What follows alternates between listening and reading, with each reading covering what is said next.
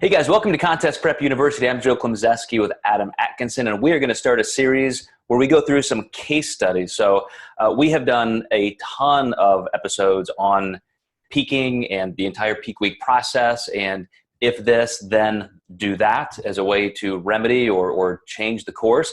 But I thought it'd be a good idea to just go through some exact cases that Adam and I have experienced to show you what this really looks like in action. So Adam, I was thinking of somebody that I'll give you just the closest one I have, somebody that I worked with in the last couple of weeks. And this was a bikini competitor, and we had a peak week plan to go through a progressive linear load. So everything was fine. She was in the perfect shape we wanted. And then she accidentally front loaded. So what I mean by that is on Saturday, she got super busy. She was working and ended up with about twice the amount of carbs, a little bit more fat. And she woke up Sunday a couple pounds heavier. So I knew, glycogen levels were up.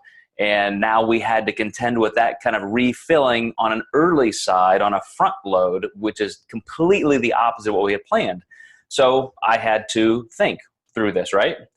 So the first thing I did was say, okay, let's not try and make up for this. Let's not, all of a sudden throw in tons of extra cardio and reduce calories. It was a moderate increase, and you still look fantastic. You just look pretty full. You look about like I would want you to on contest day. So let's just keep everything low. Instead of having the progressive linear load we had planned, let's kind of hang out here for a day or two and watch this. And we went. It took us about 4 or 5 days, Adam, until her weight was coming back down. She was starting to, look a little bit on the tighter side instead of fuller side. Then we started back into what a progressive linear load would look like. But now here is the caveat. Here's what happened. I was worried that now that we're in this phase of kind of maintaining and we want to load again a little bit, but what if we do that too soon and we kind of miss out on the chance of being tight, which we needed? And so even though we had increased again on Thursday and increased again on Friday, she still woke up Saturday just a little bit leaner and maybe a little bit thinner than I had hoped. So then we had to start increasing calories a little bit more. We had to increase some sodium and water.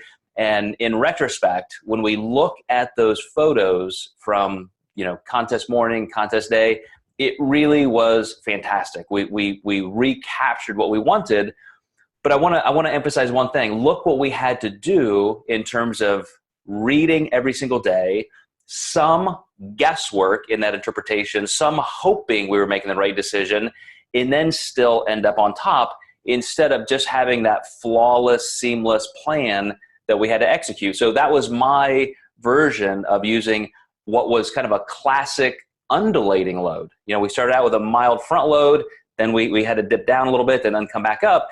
And again, this is how I probably worked with clients for the middle 10 years of my career and helped at least 300 people in that phase win pro cards using that method. But there's still a lot of stress when it comes to timing. So what do you think about that, Adam? What would you have done? Well, I think honestly doing what you did, wait it out a little bit and, don't change your whole strategy. Like what a lot of people would do in this situation, which in my opinion is the wrong thing to do. They're going to lower carbs and try to get them right back down. And then they'll almost do like a rapid backload to catch back up. And, now you've just given yourself one chance on Friday to actually see how your client looks, and you're doing just things that are so drastic that, going back to our podcast on testing your hypothesis, you're just not going to have time to test that during the week.